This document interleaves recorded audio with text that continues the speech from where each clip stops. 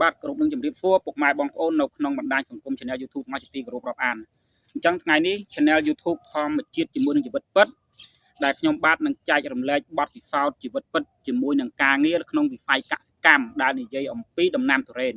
អញ្ចឹងវីដេអូនេះសំខាន់សម្រាប់បងប្អូនដែលមានគោលបំណងបាទក្នុងការដាំទុរេនអញ្ចឹងមានគោលបំណងក្នុងការដាំទុរេនជាលក្ខណៈអាជីវកម្មក្តីជាលក្ខណៈគ្រួសារក្តីខ្ញុំមាន3ចំណុចសំខាន់ណាបងប្អូនមាន3ចំណុចសំខាន់សម្រាប់ជាការចែករំលែកក៏ដូចជាបទពិសោធន៍ខ្ញុំផ្ទាល់ក្នុងកិច្ចការងារនេះដោយសារតែខ្ញុំមានបទពិសោធន៍លើការដាំដុះទុរេនក៏ដូចជាតាក់ទងជាមួយនឹងការធ្វើការងារមួយទុរេនច្រើនហើយបច្ចុប្បន្នទៀតសោតខ្ញុំកំពុងតែបម្រើការងារក្នុងចំការទុរេននៅឯប្រទេសម៉ាឡេស៊ីនៅក្នុងរដ្ឋម៉ាឡាកាបាទនៅក្នុងតំបន់ទុរេនតង់កអូខេអញ្ចឹង3ចំណុចសំខាន់នេះបងប្អូនចូលរួមទស្សនាទាំងអស់គ្នាថាតើមានចំណុចអ្វីខ្លះហើយចំណុចនីមួយៗវាមានសារៈសំខាន់យ៉ាងដូចម្ដេចក្នុងវិស័យកសិកម្មលើដំណាំទុរេននេះបាទអញ្ចឹងតើចូលរួមតាមដានទស្សនាវីដេអូនេះជាមួយខ្ញុំបាទតាំងពីដើមដល់ចប់ទាំងអស់គ្នាអញ្ចឹងចំណុចទី1ខ្ញុំជូនបងប្អូនក្នុងករណីដែលបងប្អូនមានគោលបំណងចង់ដាំដុះទុរេនមានគោលបំណងចាំដាំដុះទុរេនខ្ញុំជូនចំណុចទី1ថាតើគោលបំណងនៃការដាំរបស់យើងដាំយកទៅណាសម្រាប់អាជីវកម្មបានន័យថាយ៉ាងម៉េចបានន័យថាបងប្អូនដាំសម្រាប់ទីផ្សារក្នុងស្រុកឬក៏សម្រាប់ទីផ្សារនាំចេញបានន័យថាយើងដាំសម្រាប់ផ្គត់ផ្គង់ក្នុងស្រុកឧទាហរណ៍ថាដូចនៅកម្ពុជាយើងអញ្ចឹងយើងដាំសម្រាប់តែក្នុងកម្ពុជាហើយនាំចេញទៅប្រទេសជិតខាងអត់បានន័យថានាំទៅវៀតណាមនាំទៅថៃនាំទៅឡាវនាំទៅទីផ្សារផ្សេងហ្នឹងគោលបំណងទី1ហើយទៀតសោះដូចនៅក្នុងម៉ាឡេស៊ីអញ្ចឹងចំការទុរេនដែលដាំធម្មតាយើងមានគោលបំណងកំណត់នៃការដាំរបស់យើងមានដី10ហិកតាតែយើងដាំទុរេនហ្នឹងយកទៅណាសម្រាប់លក់ក្នុងស្រុកសម្រាប់កែច្នៃធ្វើជាផលិតផលផ្សេងឬមួយក៏យើងសម្រាប់នាំចេញប្រកួតប្រជែងទៅលើទីផ្សារសកលបានន័យថាមានអឺរ៉ុបមានអាស៊ីអីចឹងទៅសម្រាប់ទីផ្សារលក់ដូរហ្នឹងចំណុចទី1ចំណុចទី2បងប្អូនត្រូវដឹងថាទីផ្សារត្រូវការអីហ្នឹងបានន័យថាយ៉ាងម៉េចបានន័យថាខ្ញុំឧទាហរណ៍នៅកម្ពុជាយើងដាំសម្រាប់ទីផ្សារយើងមានណាគោលបំណងទី1យើងជ្រើសរើសដាំសម្រាប់តែលក់ក្នុងស្រុកឯដោយសារតែយើងមានដីទូចមហាត់ចឹងចោះអញ្ចឹងមកយើងដាំលក់ក្នុងស្រុកយើងត្រូវដឹងថាតើទីផ្សារក្នុងពេលបច្ចុប្បន្នកម្ពុជាហូបទុរេនអីខ្ញុំឧទាហរណ៍ថាហូបម៉ាន់ថងខ្ញុំឧទាហរណ៍ហូបម៉ាន់ថងអញ្ចឹងណាអញ្ចឹងនៅកម្ពុជាយើងហូបម៉ាន់ថងក្នុងរយៈពេលដែលយើងកំពុងតែចង់ដាំ5ឆ្នាំចុះ5ឆ្នាំក្រោយទៀតកម្ពុជានៅចូលចិត្តហូបម៉ាន់ថងទៀតឬមួយក៏បដូរទៅហូបពូជអីផ្សេងក្រាបទៅដល់ពេល5ឆ្នាំដែលយើងកំពុងតែរៀបចំដាំរហូតដល់5ឆ្នាំក្រោយយើងប្រមូលផលម៉ាន់ថងប្រាប់តែទីផ្សារកម្ពុជាផ្លាស់ប្ដូរលែងហូបម៉ាន់ថងហើយបដូរទៅហូបប្រភេទទុរេនខ្ញុំឧទាហរណ៍ថា Mufang King តៃយ៉ែនអីចឹងទៅឬក៏ប្រភេទពូជផ្សេងអីចឹងទៅកាន់យ៉ាវអីចឹងទៅ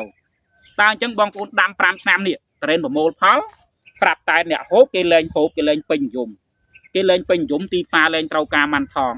ទីផ្សារត្រូវការកាន់យ៉ាវត្រូវការ Mufang King ត្រូវការតៃយ៉ែនត្រូវការ IOI Holo បងប្អូនដាំទុរេន1ហិកតាចោលទេ10ហិកតាចោលទេមិនចោលទេវាមានទីផ្សារតែតម្លៃវាថោកតម្លៃធូរថ្លៃហ្នឹងគឺជាចំណុចទី2ចំណុចទី3និយាយអំពីប្រភេទពូជតើបងប្អូនចង់ដាំពូជអីដីយើងមានយើងនិយាយថាដីមានហើយអស់យើងរៀបចំដីហើយអស់តែយើងដាំពូជអីពូជវាជារឿងសំខាន់ពូជបើយើងគិតទៅទីទៀតខ្ញុំចែកម្លែកថាពូជវាសំខាន់របៀបម៉េចខ្ញុំចែកម្លែកថាពូជបើបងប្អូនដាំវាមានពូជបកាយផ្លែហើយពូជនឹងបកាយធន់នឹងជំងឺវាជាការពិតណាបងប្អូនពូជដំណាំមានពូជបកាយផ្លែនិងពូជបកាយធន់នឹងជំងឺតើបងប្អូនរើសយកមួយណាអាបកាយធន់នឹងជំងឺប៉ុន្តែវាអត់ទៅផ្លែហើយមួយទៀតវាបកាយផ្លែប៉ុន្តែជំងឺវាមកជុំតោះតែយើងមើលថែវាដិតដល់អាហ្នឹងវាអាស្រ័យទៅលើបច្ចេកទេសទៅលើការគ្រប់គ្រងនិងការមើលថែផងដែរបាទអញ្ចឹងនេះជា3ចំណុចដែលសំខាន់អញ្ចឹងបន្ទាប់ពី3ចំណុចនេះហើយបងប្អូនគិតមិនដេចដែរបាទទី1យើងនិយាយអំពីគោលបំណងនៃការដាំទុរេនរបស់យើងទី2ខ្ញុំបញ្ជាក់ឡើងវិញយើងនិយាយអំពីតម្រូវការទីផ្សារតើទីផ្សារក្នុងពេលបច្ចុប្បន្នទីផ្សារយើងនិយាយថាទីផ្សារស៊ីទុរេនអីហើយ5ឆ្នាំក្រោយ10ឆ្នាំក្រោយទីផ្សារទុរេនគេស៊ីអីអញ្ចឹងណាបាទអញ្ចឹងបន្ទាប់មកចំណុចទី3យើងនិយាយអំពីពូជ chẳngចំណុចទី3សំខាន់នេះខ្ញុំចង់លម្អិតនឹងចែករំលែកផ្ទាល់តែម្ដងអំពីនេះរ៉េតនៅខាងក្រោយខ្នងខ្ញុំនេះបងប្អូននេះឃើញនេះពូជផ្កាវានេះជាប្រភេទពូជនៅក្នុងប្រទេសម៉ាឡេស៊ីណាបងប្អូននៅម៉ាឡេស៊ីគឺប្រភេទពូជ IOI តើអូខេអញ្ចឹងបងប្អូនតាមដានទស្សនាពីផ្ការបស់វាអីបាទបងប្អូនអញ្ចឹងនេះជាប្រភេទពូជ IOI នៅក្នុងម៉ាឡេស៊ីណាបងប្អូននៅក្នុងកន្លែងខ្ញុំធ្វើការហ្នឹងអញ្ចឹងដើមមាននេះគឺមានអាយុកាលរង្វង់ប្រហែលជា30ទៅ40ឆ្នាំបងប្អូនមានរាងរោគបែបហ្នឹងហើយប្រភេទពូជនេះខ្ញុំធ្វើការនៅទីនេះគឺជាប្រភេទពូជដែលខ្ញុំកត់សម្គាល់បានថាវាមានការបកែផ្លែនិងផ្កាជាងគេបានន័យថាពូជដែលបកែផ្លែហើយផ្ការដូវកាលណាក៏វាផ្លែរដូវកាលណាក៏វាផ្កាដែរហើយផ្កាផ្លែល្អអញ្ចឹងបងប្អូនមើលនេះដើមវាតាំងពីនឹងមកហើយវាផ្កាស្ទើរតែតាំងពីគល់ទៅរហូតបងប្អូនទស្សនាមើលទាំងអស់គ្នាបាទហ្នឹងអញ្ចឹងគឺវាចាប់ដើមផ្ការរហូតនេះបងប្អូនឃើញទេបាទវាផ្កាតាំងពីគល់មើលហ្នឹងទៅរហូតណាបងប្អូនផ្កាច្រើនមែនតើនេះបងប្អូនអាចទស្សនាមើលវាផ្ការរហូតតែម្ដងហើយផ្កាជាប់ច្រើនល្អបងប្អូនទស្សនាមើលបាទគឺផ្កានោះផ្កាពេកហើយផ្កាច្រើនមែនតើអញ្ចឹងគឺវាផ្កាតាំងពីគល់មែករហូតមកដល់ចុងមែកណាបងប្អូនណាប្រភេទពូជ IOI នេះកន្លែងដែលខ្ញុំធ្វើការគឺផ្កាច្រើនជាងប្រភេទពូជផ្សេងអញ្ចឹងបន្ទាប់ពីយើងមើលថាវាមានផ្កាច្រើនណាជាងពូជផ្សេងហើយតើវានៅមានលក្ខណៈពិសេសអ្វីទៀតលក្ខណៈពិសេសនិយាយអំពីតម្លៃទីផ្សារនាពេលបច្ចុប្បន្នដែលខ្ញុំកំពុងតែធ្វើការនៅទីនេះអញ្ចឹង IOI នេះមានប្រមាណក៏គេយកដែរធ្វើបិទតែតម្លៃវាមិនខ្ពស់ច្រើនដោយប្រភេទពូជផ្សេងក៏ប៉ុន្តែមានប្រមាណក៏គេយកតម្លៃទាំងកាយឆ្នៃគេយកទៅកាយឆ្នៃគេយកទៅសម្រាប់ធ្វើអីផ្សេងអញ្ចឹងណាបងប្អូនសម្រាប់ទទួលទានហ្នឹងផ្លែធំស្អាតរសជាតិឆ្ងាញ់អត់បញ្ហាទេបងប្អូនអញ្ចឹងនៅក្នុងនេះចំការដែលខ្ញុំបានធ្វើការមានពូជច្រើនមាន IOI មាន Holo មានតៃវ៉ាន់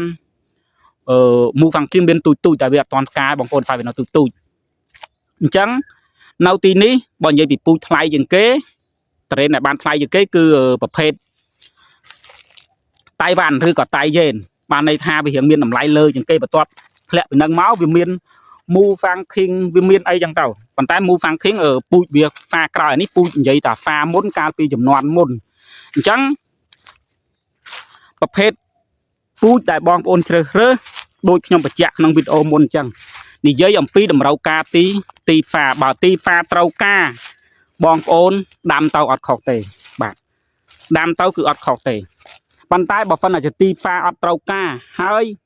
តរ៉េននឹងជាពូជល្អឆ្ងាញ់យ៉ាងណាក៏ដោយប៉ុន្តែទីផ្សារវាមានតែ 10% ទេក្នុងចំណែកហ្នឹងអញ្ចឹង 10% បងប្អូនប្រកួតប្រជែងទៀតតើវានឹងទៅជាយ៉ាងណាអញ្ចឹងថាតើនឹងទីផ្សារថ្ងៃអនាគតវានឹងទៅជាយ៉ាងណាតើបងប្អូនជ្រើសរើសចំណែក 90% នៃទីផ្សារឬមួយក៏បងប្អូនជ្រើសរើសចំណែកបើ 10% នៃទីផ្សារអញ្ចឹងពូជវាមានពូជខ្ញុំបែងចែកថាប្រភេទពូជ 10% នៃទីផ្សារនិងប្រភេទពូជ 90% នៃទីផ្សារចំណែកIOI នេះជាមួយនឹងតៃយេនឬក៏តៃវ៉ាន់ជាមួយនឹង Holo អីហ្នឹងខ្ញុំចាត់ថ្នាក់វាជាចំណែក 90% នៃទីផ្សារបានន័យថាឲ្យតែមានបងប្អូនណាបាទឲ្យតែមានគឺទីផ្សារគេប្រមូលទិញទាំងអស់បាទគេទិញយកទៅកែច្នៃចែកចាយលក់ហូបផ្ទាល់អីចឹងទៅចំណែកប្រភេទ 10% បានន័យថាប្រភេទពូជដែលល្អ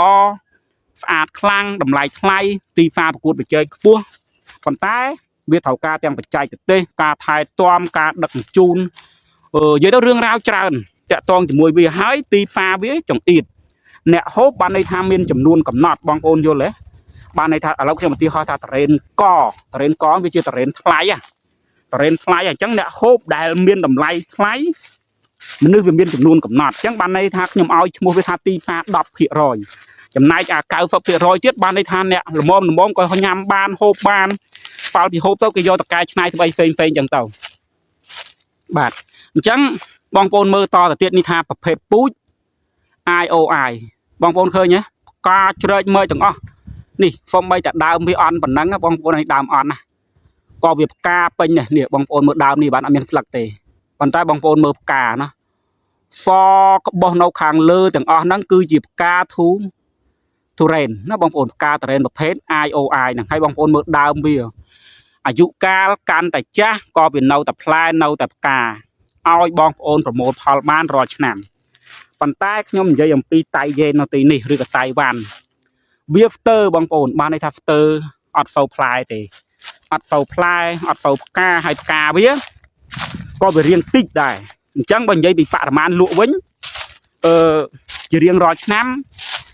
ជាទូទៅវានៅតែតិចបាទតិចជាងនេះតិចជាង IOI ណាបងប្អូនវានៅតែតិចជាង IOI ទេព្រោះ IOI បើលក់ទៅវានៅតែបានច្រើនជាងព្រោះវាផ្លែច្រើនជាងតម្លៃវានៅចំណាត់ថ្នាក់មួយដែលថាអាចទទួលយកបានអូខេអរគុណច្រើនអញ្ចឹងបងប្អូននេះជាបទពិសោធន៍ហើយអ្វីដែលខ្ញុំចង់ចែករំលែកបងប្អូនអំពីចំការទុរេនដែលខ្ញុំបានធ្វើការងារនៅឯប្រទេសម៉ាឡេស៊ីបាទនៅក្នុងរដ្ឋម៉ាឡាកាហើយតំបន់ដែលខ្ញុំធ្វើការនេះគឺទុរេនតេងហ្គលអញ្ចឹងគឺនេះជាបទពិសោធន៍ការងារតាក់ទងក្នុងវិស័យហើយ3ចំណុចនេះខ្ញុំចាត់ទុកថាបងប្អូនអាចពិចារណាមុនការដាំដុះទុរេនក៏ដូចជាបងប្អូនកំពុងតែដាំដុះដំណាំទុរេនអញ្ចឹងបងប្អូនអាចពិចារណាមើលថាតើចំណុច3នេះយើងបានត្រៀមអ្វីខ្លះហើយសម្រាប់ក្នុងវិស័យកសិកម្មលើដំណាំទុរេនឬដំណាំផ្សេងទៀតដែលបងប្អូនធ្វើការដាំដុះឬកំពុងតែនឹងរៀបចំដាំដុះបាទអរគុណច្រើនបងប្អូនសម្រាប់ការតាមដានចូលរួមទស្សនាវីដេអូរបស់ខ្ញុំបាទតាំងពីដើមដល់ចប់បើសិនជាបានទស្សនារួចហើយបងប្អូនពេញចិត្តនៅវីដេអូរបស់ខ្ញុំបាទដែលនិយាយអំពីសកម្មភាពពិតជីវិតការងារក៏ដូចជាវិស័យកសិកម្មនៅក្នុងដំណាំទុរេនឬដំណាំផ្សេងបងប្អូនអាចចូលរួមជាវឬ Subscribe Channel YouTube របស់ខ្ញុំបាទម្នាក់មួយដើម្បីទទួលបានវីដេអូថ្មីជារៀងរាល់ថ្ងៃបាទសូមអរគុណសូមជម្រាបលា